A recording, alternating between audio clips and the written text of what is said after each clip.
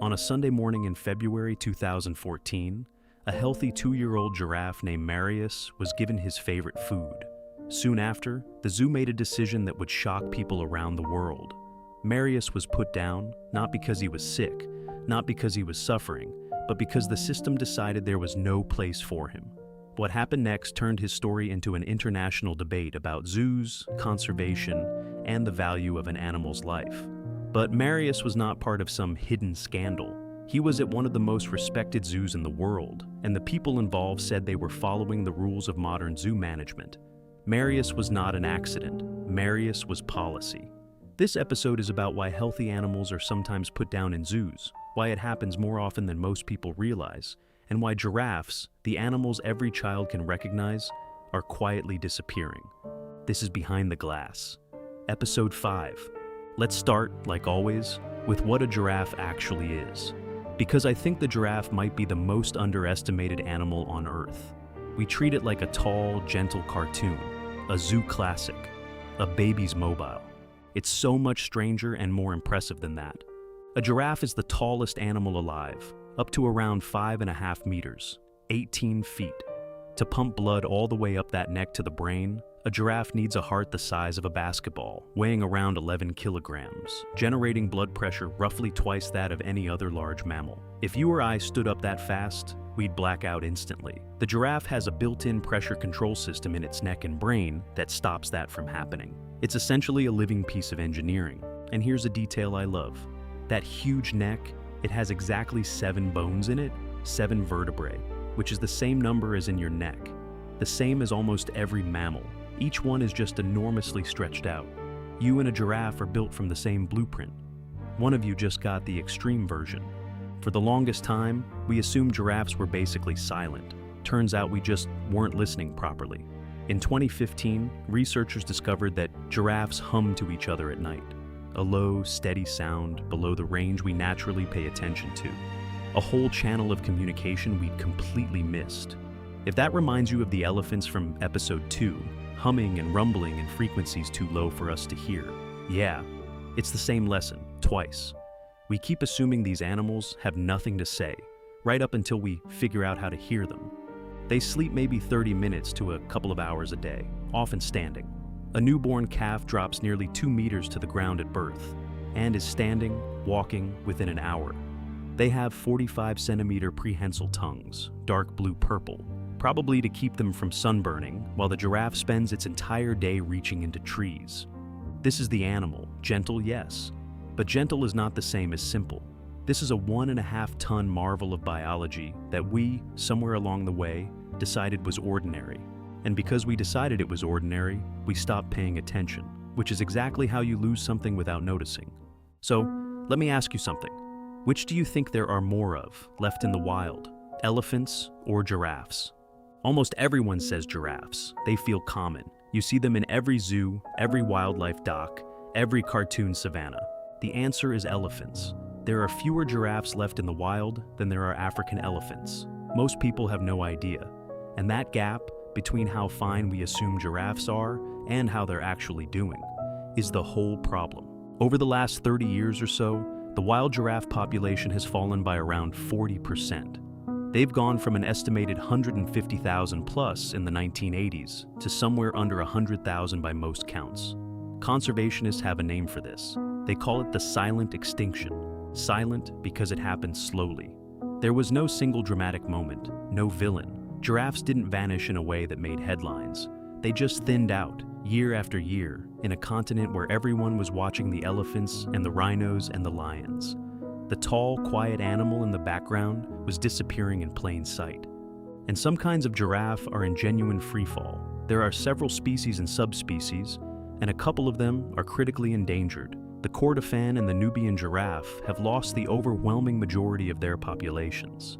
Giraffes are now completely extinct, gone, 0 left, in at least 7 African countries. The reasons are the usual grim list. Their habitat gets carved up into farms and ranches and roads. They're poached, sometimes for meat, sometimes, heartbreakingly, because of a false rumor in some regions that giraffe parts can cure disease. And the climate is turning their land to dust. In one recent drought in Kenya, thousands of animals died, including endangered giraffes, simply because the water disappeared. So hold these two facts next to each other, because the rest of this episode lives in the space between them. Out in the wild, we are quietly losing giraffes, an animal so beloved we put it in every nursery, and barely reacting. And inside our zoos, we are killing healthy ones on purpose. Marius was born on the 6th of February 2012 at Copenhagen Zoo. He lived there his whole life. The zoo only gives official names to its long-lived animals, like elephants, so the keepers just informally called him Marius. He was healthy. By every account, a perfect young giraffe. The problem was his genes. Copenhagen Zoo is part of a Europe-wide breeding program, hundreds of zoos that coordinate which animals breed, with which to keep the captive giraffe population genetically diverse and, in theory, healthy. It's run by the European Zoo Association, and it's considered the responsible, scientific way to manage animals in captivity. Marius's problem was that his genes were already well represented in that program. His relatives were already in the system. So, to the program, Marius was something specific, a word that should stop you cold when it's applied to a living animal. He was surplus, genetically redundant, taking up a space that could go to a more useful giraffe. So, the breeding program's recommendation and the zoo's decision was to remove him permanently. Now, people offered to save him. This is the part that makes it so hard to defend. An online petition to spare Marius gathered more than 27,000 signatures. A wildlife park in England, Yorkshire Wildlife Park, formally offered to take him. And they'd taken a surplus giraffe from Copenhagen before, so this was real. Parks in Sweden and the Netherlands offered too. A private individual reportedly offered hundreds of thousands of euros to buy him. The zoo said no to all of it. Their reasoning, and I want to give it to you straight, because the zoo was remarkably open about it. Sending Marius to a park outside their breeding program would just take up a space that a more genetically valuable giraffe might need someday. Giving him contraception or sterilizing him, they argued, would harm his welfare or rob him of natural behavior. And they don't sell their animals, so in their logic, every door led to the same place.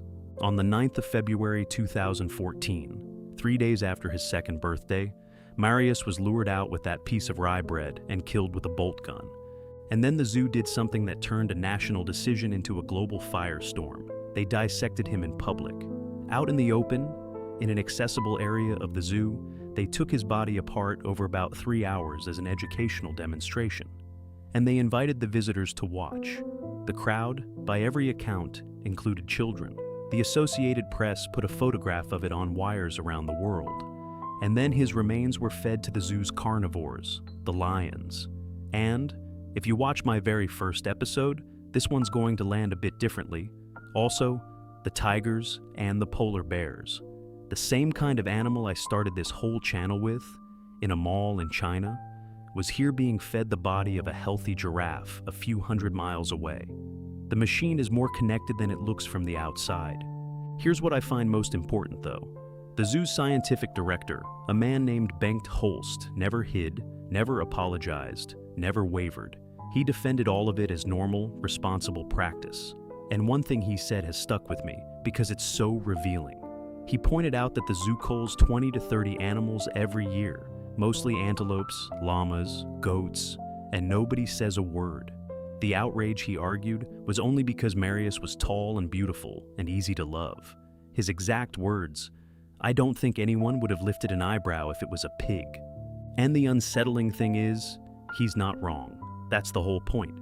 We got furious about one photogenic giraffe, while the same thing happens quietly to thousands of less famous animals every single year. Which brings me to the question this episode is really about.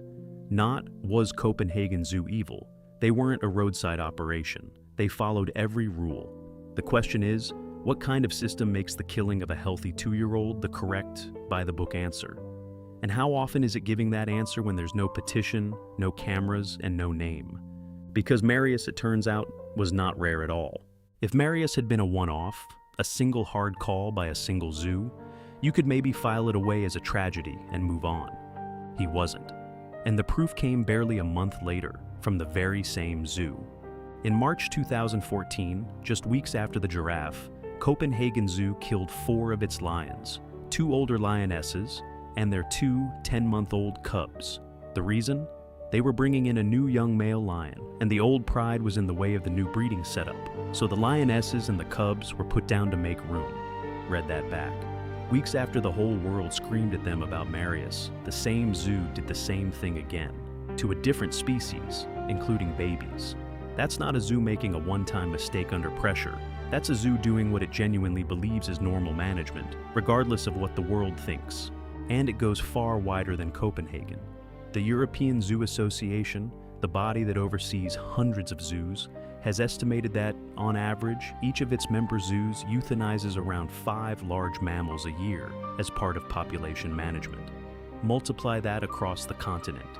These are not sick animals. These are healthy, surplus animals. It is a quiet, constant background process, and almost none of it ever reaches you. It's not just a European thing either. In Scotland, Edinburgh Zoo proudly announced the birth of rare hog piglets, and then quietly killed them months later, only admitting it much later when asked. In England, Longleat Safari Park put down a lion pride, including cubs, the same year as Marius, citing a population that had grown too big. That barely made the news. This is the thing the public almost never sees. We're sold the zoo as a place of rescue, conservation, the Ark, and in episode 3, talking about gorillas. I told you, genuinely, that modern zoos have gotten better, that they've moved from concrete boxes to real habitats. That's true. But here's the uncomfortable other half of that truth. The good modern zoos, the scientific, accredited, respected ones running careful breeding programs, are the exact same ones doing this. The professionalism and the culling aren't opposites. They're the same system. Breeding for genetic diversity creates surplus animals by design, and surplus animals have to go somewhere. For Marius, somewhere was a bolt gun and a lion's mouth. I'm not telling you zoos are simple villains. I've tried not to do that in any episode, and I won't start now. Some do real conservation work. We're about to see some of it. But you deserve to know what responsible breeding program can actually mean when you read it on a sign. Sometimes it means this. So, let me take you somewhere completely different, from a zoo in Denmark to a lake in Kenya, because this is where the giraffe's story gets to be something other than sad. In the Rift Valley in western Kenya, there's a huge lake called Baringo, and years ago, a community there decided they wanted their giraffes back, a rare kind, the Rothschild's giraffe, one of the most endangered that had been wiped out of the area decades before. So conservationists brought a small herd to a peninsula on the lake, a spot surrounded by water on 3 sides, easy to protect from poachers. The plan was for them to breed and slowly bring the giraffe back to a place that had lost it. And then the lake did something nobody planned for.